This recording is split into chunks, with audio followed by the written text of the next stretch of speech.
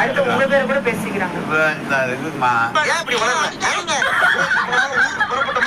Ride வரட்டும், அவங்க ED வராங்க, எல்லாம் வரட்டும். ஆனா அவங்க என்ன செஞ்சாங்க என்னன்னு சொல்றது இந்த சமூக வலைதளத்துல போட்டு அடிக்கிறாங்க போறாங்க ஒவ்வொருத்தரை பத்தி. அதுதான் கஷ்டமா இருக்குது.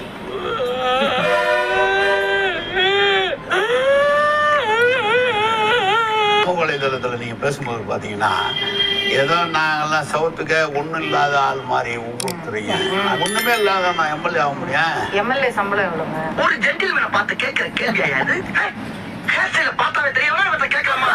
எம்எல்ஏ ஆகிற வரைக்கும் கவுன்சிலர் ஆகிற வரைக்கும் எல்லாம் மிடில் கிளாஸா தான் இருக்கு.